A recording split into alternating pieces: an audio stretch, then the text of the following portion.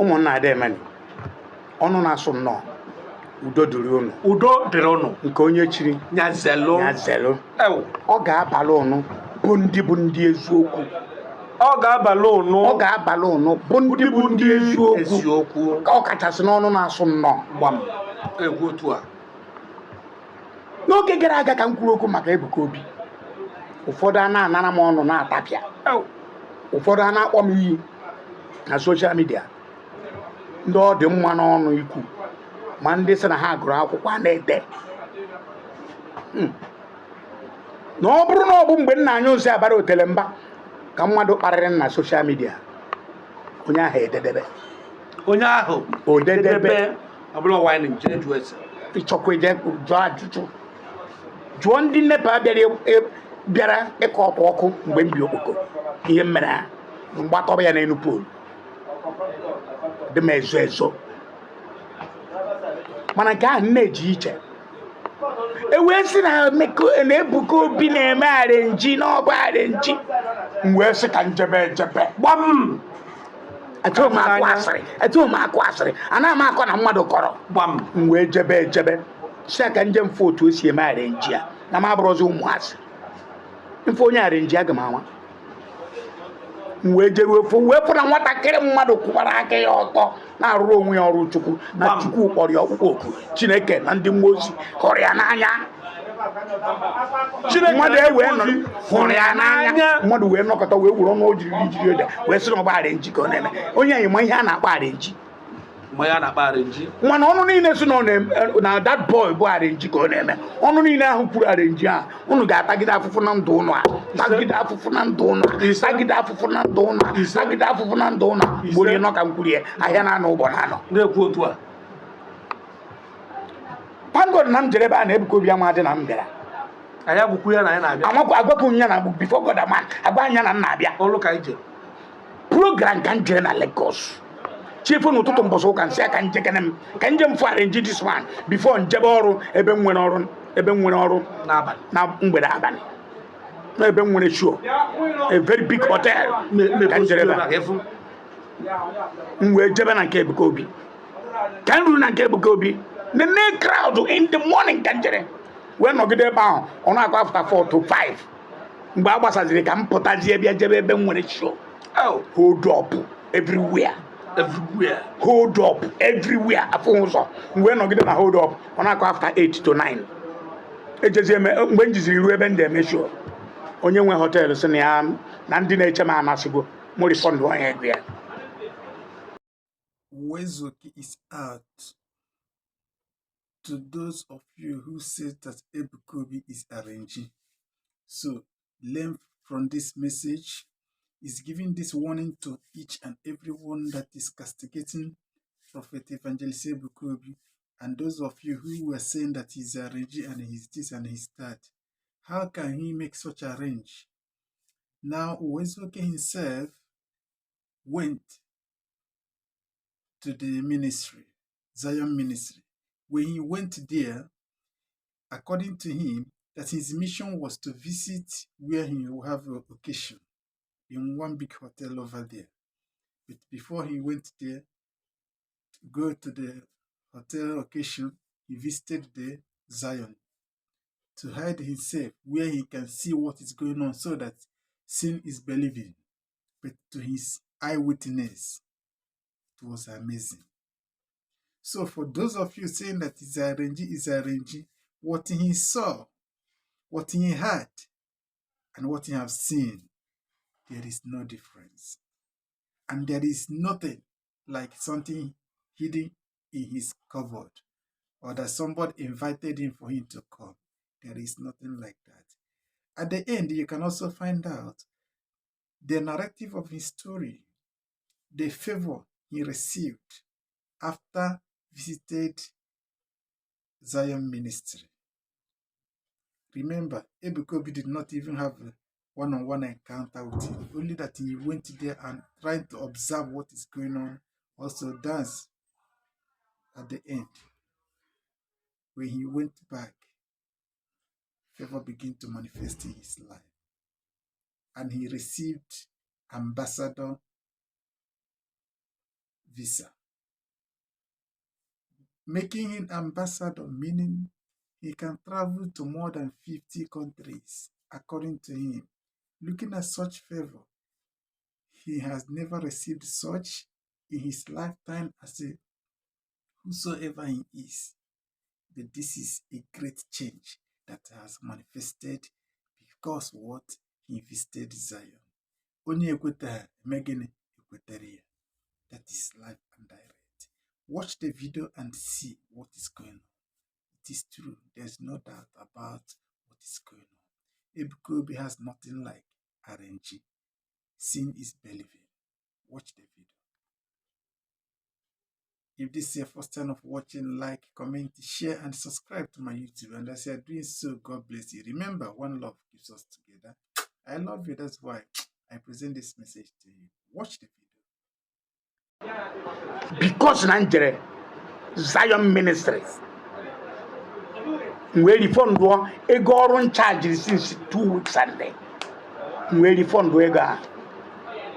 iweje ko wem ofumwo fu spirit sem mama obo na nke eme Nyoma nke onwere ihe ọzọ ga yemeni na crowd nwatakịrị bụ kasịrị ihe na-eso okwu ihe a kasịrị ihe o ji abụ onye gbo ebu ọnụ na-ekwueri ihe sọrọ ya na crowd nwatakịrị ji chọsi na crowd nwatakịrị ji na crowd obu ama no crowd a na-ese na-ewe ụfọdụ ndị mmadụ iwe mana onye ọbụla wuri anya ọkụ maka crowd a onwe onye odeje leta si anya bịa nga onwekwa onye odetere leta onwe onye mkpọrọ na fon si anya bịa ministri ya onye fụ ebe ihe na-eme ojebe ebe eziokwu dị. Anọ m ebe a this guy wee kee ego kere ndị ọka mma Ma onye nke si na mama ya onye nke si na mama ya nọ na mọchụarị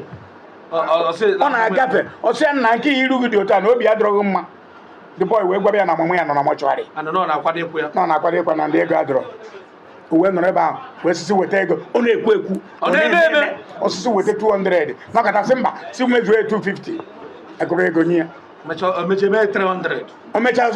si mezuo ya 300 nna mbọsa ya akwa nne gị mee ka ministri amadụ nwatakịrị nwa afọ a na-agbaba ya mmiri onye ụmụnne enye nụrụ ya 1 naira. ọ bụ nke a ka na-ekwu family divorce gronu ka bụ ihe mere nwụrụ ma akpata oyi family divorce gronu for years mbọsị nwaanyị bịara onye 300,000 sa were zụwa ụmụazị ya jee kpọta die ya bendie down na nwaanyị na-anọ n'okpuru nwoke ya bendie down na ọkwụrụ ada aka onye kọrọ ya nwaanyị wee jee kpọta die kpọta ụmụ ya e wee reconcile ọha ebe ahụ mụrụ aka wee site weta 500,000 nke bụ onye na-eme ekpere na-ewu anya ọkụ inyego mmadụ sọcha mat mkpụrụ obi one ka ịzọpụtagoro atụrụ ugwu ihe na-eme bụ onye bịara na ministri gị ịnata ihe nke o ji ọ bụrụ na ịnana ihe nke o ji ọ bụrụ nwaanyị gị iri anya elu ọ bụrụ nwatakịrị kwanyere juru nnọọ anya Chineke doro anya wee sacha anya kwụrụ ya onwe ihe o ji nwaanyị eme fọta ibu ime iyi mma aṅụ that boy na onwe ihe o ji nwaanyị eme onwe ihe o ji nwunye mmadụ eme mana ụnụ na-arịcha nwunye mmadụ enu rịa nwa mmadụ enu ụfọdụ n'ime ụnụ na-arịcha nne mmadụ rịa nwa ya n'ọkwa na ya na-akọtọ mmadụ na-akwụ ụgwọ si narị nji ka ọ na-eme wee na ihe ọgbara na-ekwo ịnọkọta iwere 10 naira inye ofe ibiriachi ọ na-ekwu na social media Ebuka dị na nje anya ya gba ejere m ma na ihe a na-eme ebe arị nje anyị jere ebe a ka ma na onwere ebe ada aba ejere m ebe a sị ka mma na onwere dọ ejere prohibited ma out of bound you can enter anywhere sọsọ ebe a na-edebe mic na speaker sọsọ ebe a ndị egwu na-anọ na-eje ka asị mmadụ abara maka gịnị iji ụkwụ adọbi waya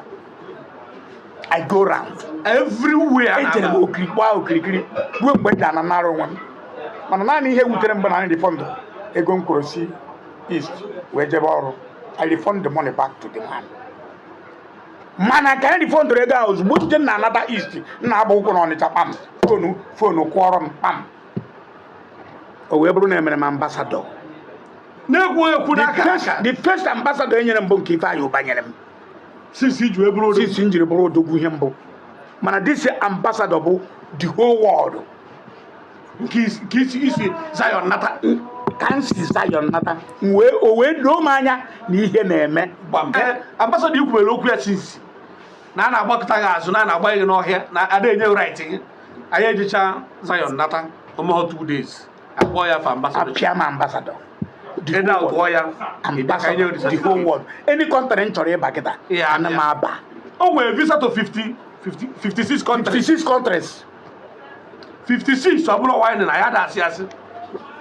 ọ bụrụ na olesi na ọ chọghị ije. Ọ bụrụ na ị na-akọta kọta Uwaezuoke ịfụrụ na nke a kịta na nke a ka m chere ndị mmadụ anybody mekọtara ihe kwuo okwu kịta dee anything ị ga-ede against Ebuka Obi na peji m ihe m ga-emegodi gị unu niile from A to Z. Ebuka Obi na-agba ụnụ nkịtị unu na-emegheri unu na-ekwugheri sort of voice juru ụnụ ọnụ ma ndị nsị dị n'ọnụ ha na-ekwunye na-eri nsị. Dee anything against Ebuka Obi na page m na dee ya ka ife ihe m nwere gị eme ife ihe m ga-eme gị gbazie chere kịta ejego m wee were anya m wee geni were anya m wee fụ ụfọdụ ya asị na ọkpọrọ anyị ụgwọ ị ga-afụ ọ na-akwụ m ụgwọ mụ na ya ọfụrụ ọma onye mbụ ọmana m bịara ọ ndị ọrụ ya bụ ndị fụrụ wee jenye m oche ebe nye m oche agbasa nna ndị kamera na-ebu anyị. Ana m adị ime eje n'oke achọrọ m ịma abịakwuzi nke ọfụ asị ka nje nyote ọbara m fụrụ ebe m ga-haide wee nyoo wee ka a ghara ife iru m ọbara m fụrụ ebe m ga-haide ka m wee mara otu o si eme arenji. That is what I went for. Because na ọbara fụrụ arenji ihe ọbara m fụrụ arenji ebe aka ndị akọ n'ihe ebe aka m na-ekwu ozugbo mana ụnụ nwa bụ ndị ebe na-eme ekpere na-akọtọ Ebuka Obi mma abịakwa na minute ụnụ very soon. Aga m abịa very soon ka m bịa mara ebe uke unu si ka m bịa mara ka unu si eme arenji nke unu mpụtakwa na social media agbasa anya nwatakịrị Chikwu kpọrọ okwu isi na na-azụ ndị ori sị ha chere m n'ezi nna ogiri dị ihe nke a karịrị n'ala Igbo ihe nọnsensị a karịrị n'ala Igbo. O nwere onye Yoruba ndị Yoruba na-akpọtọ onwego onye Yoruba na-eme ekpere ndị Yoruba na-akpọtọ ọ na-eme mmụọ na-eme ọ na-eme ihe ọbụla ọ na-eme a na-ekpụrụ isi ala onwego onye ugwu na-eme ekpere ma ọ na-emesi ihe ike ndị ugwu na-akọtọ ife na onye middle belt na-ekwu onye Bini na onye Bini nke a ndị Bini adị akpọta ya tụsọ n'ala Igbo ihe a ga-eji machi ụnụ na gọọmenti ihe a ga-eji were aja ihe a ga-eji were unyi wee tee unu n'ihu na gọọmenti onwezi nke unu pastara nwanne ya nwoke wirichagoro because of emere m unu because akparamagwa ndị Igbo ka eji wee napụ ihe owin nwanne ya nwoke win ndị mmadụ aka na-agba wọn ya ndị mmadụ aka na-agba ya mgbe ahụ unu na-agba ya nsogbu adị ebe mgbe ahụ na-agba mana ihe na-agwa unu bụ anybody gbakwara Ebuka Obi mgba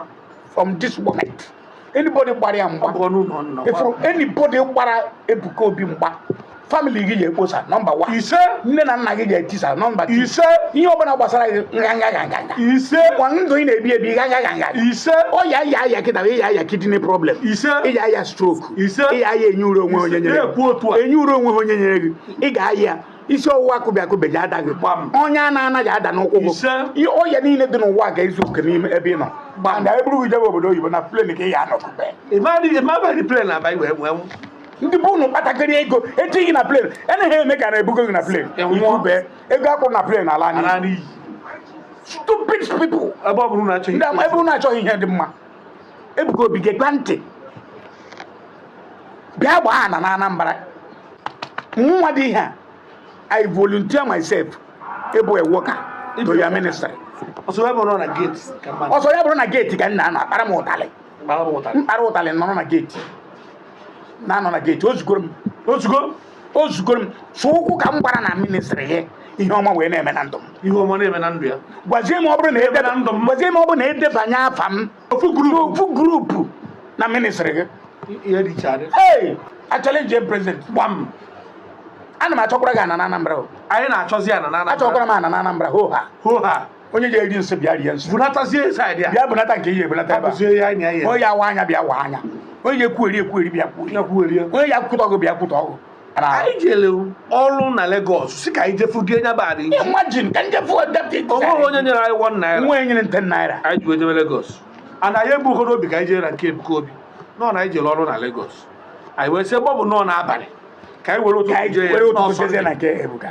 jezie ya ka anyị lụziri ebe ahụ ọ bụrụ na ka anyị je verify ya ma na-enwe ebe ihe dị ka arenji ma ọ bụ ebe aghụghọ ma ọ bụ ebe asị na mmadụ ada aga na ebe asị na mmadụ ada aga Ebuka Obi mechie ekpere na you cannot see him again ya na mmadụ enweghị akụkọ ndị prayer warriors ya o si na ekpere nke a na-apụ ọ na-aba ekpere ọzọ o si na nke a na-apụra kedu ihe ụmụ ụwa na-achụrụ nwatakịrị a onye Chineke tere onwe ndị na-achụ ya abụghị ndị Igbo na-achụ ya ndị Igbo ndị Igbo na-ekwute ọkụ ya agbọghọ kpakarịa ibie na nkụasị ọ kpara n'aja ọbịa ekwu otu a onye ka ibie na jụba ka ha manage kedu ka o siri ka m kedu dibịa ya gwụ ụdị ọgwụ a kedu dibịa ya gwụ ụdị ọgwụ a wee nwee this kind of crime dibịa na-agwọrọ mmadụ ọgwụ ego one ka o nwere nonsense kedu dibịa ya gwụ ụdị ọgwụ maka na ijere gote ekpere egote ijere gote pastorship egote akpọghị ọkpụkpọ oku ijere ka ịsa abụọ mmadụ asị pastọ isi na ịsa abụ mmadụ baa na stọọ si na stọọ baa na warehouse si na warehouse baa na ọnkọmpi si na ọnkọmpi jebe na field inwetazie field esizie nọ na nke gị ka Chukwu nọ ichere anya ma anyị maka ịra anyị maka isi bido makara anyị achọbeghị ikwu aga m ekwu n'izu a onye ọbụla na-ekpe ekpere n'ala Igbo mma ebidozi gwaba ụnụ otu onye ahụ si bido mana onye ya edekwa nọnsensị dee nọnsensị maka Ebuka Obi dekwa nọnsensị ka m gwazi ọha na eze na ekpere niile a na-ekpe n'ala Igbo ka m gwazi ha ka o si bido ikwu eziokwu kwuo eziokwu mmadụ ama mgbugho eziokwu truth is bitter jee paaki jechala bata na-akọ ihe ya na ihe ejelu ka o si gbanahụ ndị ohi na ndị n'ihe a ka Ebuka Obi gwara ya mgbe ọ bịara na nke na Disemba anyị chee na-asị ka ọ na-asị anyị ejiere gbara anya ịfụ ọ bụrụ na ihe ị chọrọ ịfụ step your foot to that ground jee ebe a ka ịghọta ihe na-eme nothing like elezere anya na social media onwe ihe dị ka nothing like ụmụ Igbo onye mmalụ nke enye megide ya chekwaba nke gị bido nke gị na-eme nke mmadụ na-akọtọzi onye chie na-akọtọ maka na o mere ezi omume nabata ya ka eji kọtọba ya jụọ ya iji gịnị why onye ka ị bụ who are you nwa Imo steeti nya kedu onye na-ekwu ụdị okwu a Chineke esi ụtọ were ahọfta ọ bụrụ na ikweta ha okweta taa Ebuka Obi bụ the John the Baptist of our time. Exactly. Ebuka Obi bụ the John the Baptist of our time. Otu a ka ọ dị. Quote me anywhere. Go and verify. Nonsense. Tara DC na-akọ ị na-ebe social media ị na-aka onye nke na-ekwu na ọ na-achọ ihe oji anyị mamere achọ nwoke a na-ekwu na chi oji ọ bụrụ na ihe ị na-egwu egwu ọ ka ya eme gị ọ bụrụ na ị dị serious emekwara nke Ebuka onye tọọ gị na-agbụ mana ọ bụrụ na iji nọọ egwuregwu ka ị na-egwu efu ihe ahụ iji anyụ mamịrị ịma mfụzi ya ọ bụrụ na ị dị serious gbara akwụkwọ ebe a jee ya bịa mgbagharụ arrest my case. Zion we move. Zion we move. Regardless.